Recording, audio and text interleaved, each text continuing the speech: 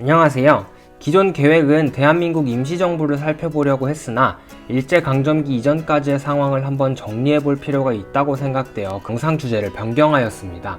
이번 영상에서는 1단원 흥선대원군 시기부터 일제강점기 이전까지의 내용을 복습해 보도록 하겠습니다. 아무래도 대단원 총정리 영상이다 보니 자세한 내용을 다루지는 못하겠네요.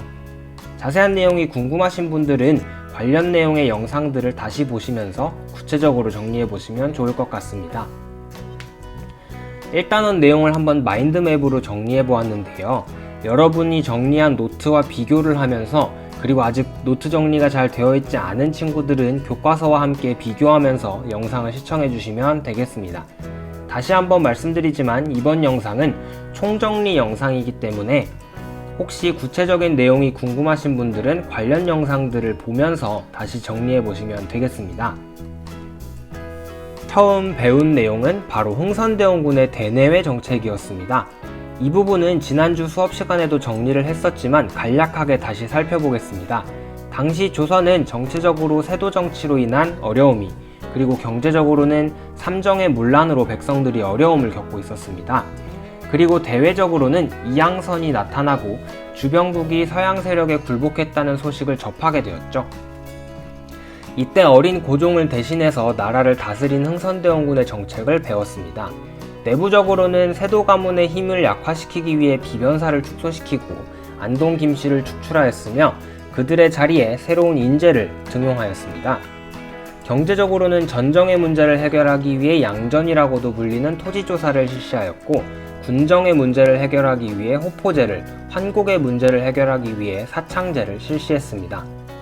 그리고 대외적으로는 병인양요, 신미양요 등과 같은 서양의 강화도 침범과 함께 남영군묘 도굴 사건이라고도 불리는 오페르트 도굴 사건이 일어났었습니다. 이에 흥선대원군은 전국에 척화비를 세우고 통상수교 거부 정책을 실시했었죠. 이외에도 서원을 정리하고 경복궁을 중건하여 왕권을 강화하고자 했었습니다.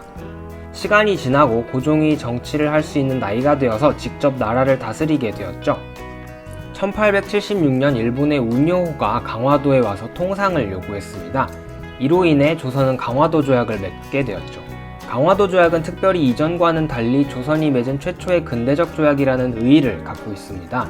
하지만 불평등 조약이라는 한계 역시 지니고 있는 조약이었죠. 그리고 조선은 서양 나라들 중에서는 최초로 미국과 조미수호 통상조약을 체결하였습니다.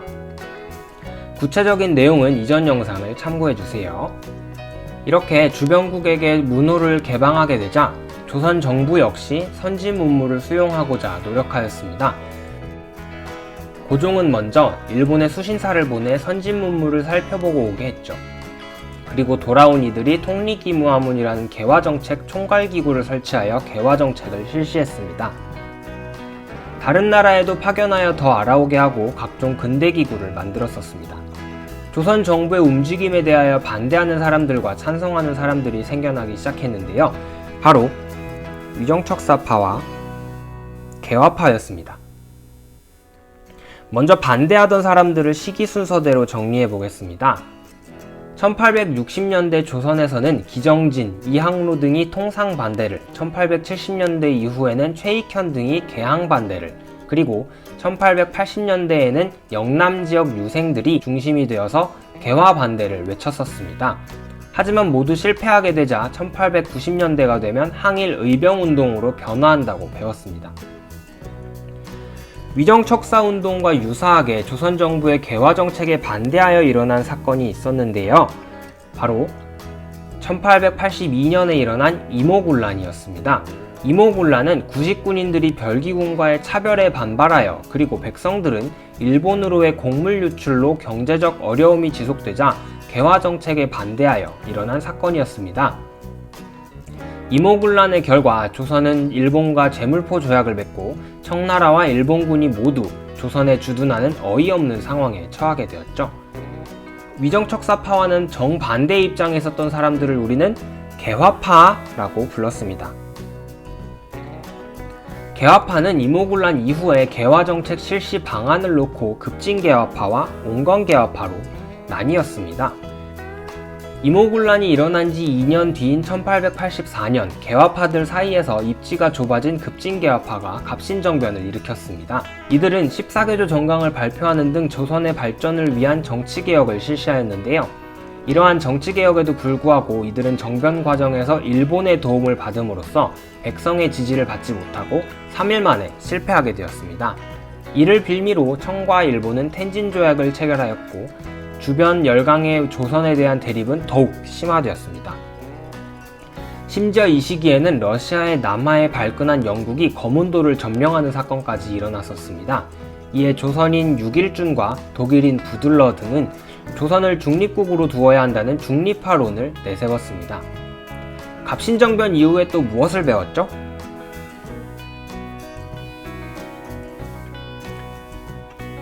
바로 동학농민운동에 대하여 살펴보았는데요. 동학농민운동은 크게 1차 봉기와 2차 봉기로 나눌 수 있습니다. 1차 봉기는 고부군수 조병갑의 횡포와 동학에 대한 차별에 반발하여 전라도를 중심으로 일어났었는데요. 동학군이 황토현, 황룡촌 전투에서 관군을 이기고 전주성을 점령하였었죠. 그러자 조선 정부에서 청나라에 도움을 요청하였고 텐진조약에 근거하여 일본 역시 한반도로 들어오게 되었습니다. 이를 본 동학군은 조선 정부와 전주 화약을 맺고 해산하면서 1차 봉기가 마무리되었습니다. 이때 제기된 것이 바로 패정개혁안입니다. 그리고 농민들이 집강소라는 자치조직을 만들어서 사회 안정을 꾀하였죠. 1차 봉기가 마무리되고 본국으로 돌아갈 줄 알았던 일본이 오히려 경복궁을 점령하고 청나라와 한반도에서 전쟁을 하자 일본의 이러한 행동에 대한 반발로 다시 들고 일어난 것이 2차 봉기였습니다. 동학군은 일본 정규군을 공주 우금치에서 맞서 싸웠지만 패하고 결국 동학농민운동은 진압되었죠. 동학농민운동은 반봉건적, 반외세적이라는 특징을 갖고 있었고 1차 봉기와 2차 봉기 사이에 있었던 1차 갑오개혁에 영향을 주었었죠. 1차 갑오개혁과 2차 갑오개혁 그리고 을미개혁은 그 내용을 구분하여 살펴보는 것이 매우 중요합니다. 이 내용들을 모두 설명하면 영상이 너무 길어지기 때문에 관련 내용은 이전 영상을 참고해 주세요. 1차 갑오개혁은 그래도 나름대로 자주적인 성격이 있었지만 2차 갑오개혁과 을미개혁은 일본의 입김이 많이 작용한 개혁이었습니다. 특별히 을미개혁과 관련하여 우리가 살펴본 것이 있었는데요. 을미개혁 직전에 무슨 일이 있었나요? 삼국 간섭 이후 조선에서 러시아의 힘이 강해지자 일본이 조선의 왕비를 살해한 사건이 있었습니다. 을미사변이었는데요. 을미사변 이후에 고종은 생명의 위협을 느끼고 러시아 공사관으로 피신하게 됩니다. 고종이 러시아 공사관으로 가면서 조선 경제는 세계 열강에 의해 더욱더 힘들어졌습니다. 이런 상황 가운데 만들어진 단체가 바로 독립협회였습니다. 독립협회의 활동을 우리는 민중계몽운동, 자주국권운동, 자유민권운동 등으로 구분하여 살펴보았었습니다.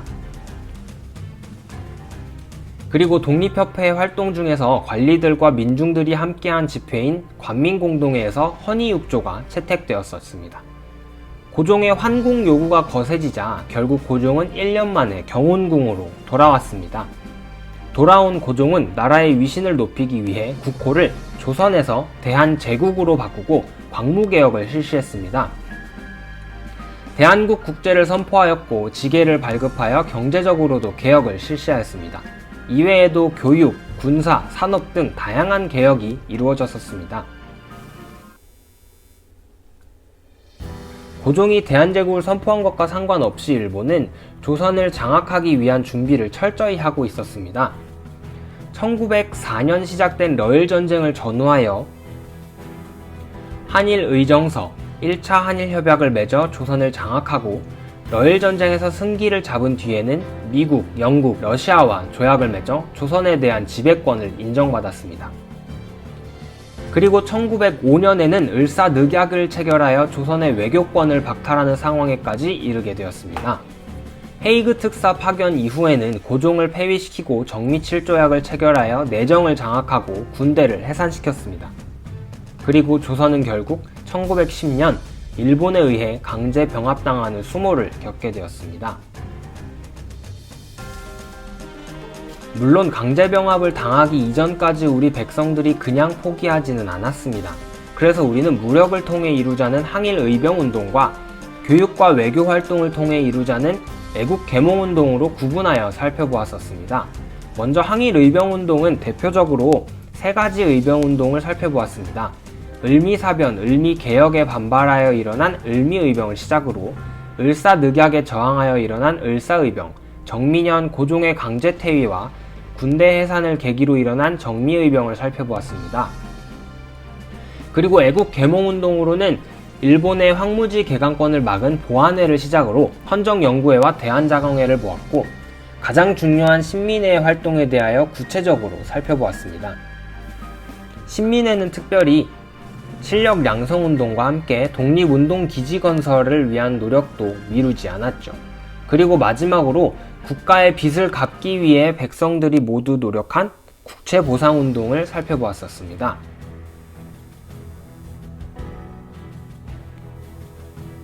1단원 마지막 시간에 우리는 사회의 문화적인 모습에 대하여 살펴보았는데요. 먼저 서양의 근대 문물이 수용되면서 조선 사회가 어떻게 변화하였는지 의식주를 비롯하여 건축 양식, 생활 모습 등을 중심으로 살펴보았습니다. 그리고 당시 발간된 황성신문, 제국신문 등 여러 신문들을 살펴보았으며 근대적인 교육제도의 도입과 원산학사를 시작으로 유경공원, 이화학당 등 학교기관에 대하여 살펴보았습니다. 사회 문화 영역에 있어서 가장 중요한 것은 바로 당시의 국어와 역사, 즉 국학운동이었는데요. 위기 속에서 나라의 정신을 지키는 데 필요한 그 나라의 언어를 어떻게 지켜나갈 것인지를 주시경 선생님을 비롯한 여러 국어학자들이 연구하였고 국문연구소가 만들어졌었습니다. 그리고 신채호 선생님, 박은식 선생님과 같은 역사학자들은 우리 민족의 역사를 보급하기 위해 위인전을 중심으로 민족 역사서들을 발간하였고 교훈이 될 만한 주변국의 역사 역시 번역되어 출간되었습니다. 이렇게 1단원의 내용을 간략하게 정리해 보았는데요. 잘 정리가 되셨나요?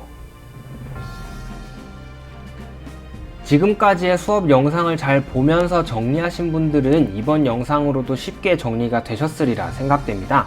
하지만 혹시 부족한 부분이 있었던 분들은 관련 부분의 영상을 다시 시청하면서 세부적인 내용을 다듬으면 좋을 것 같습니다. 이번 시간 여러분에게 드릴 과제는 이번 영상을 시청하면서 자신이 이해가 되지 않았던 부분의 영상들을 다시 보고 노트 정리를 마무리해 보는 것입니다. 또한 오늘 영상과 함께 이전 영상을 시청하면서 정리해 보았지만 그럼에도 불구하고 궁금한 것이 여전히 남아있는 분들은 부담 갖지 마시고 질문을 달아주시면 답변해 드리도록 하겠습니다. 다음 영상에서는 다시 돌아와서 대한민국 임시정부에 대하여 살펴보도록 하겠습니다. 오늘도 수고 많았습니다. 다음 영상도 기대 많이 해주시고요. 그럼 우리는 다음 영상에서 만나도록 할게요. 안녕!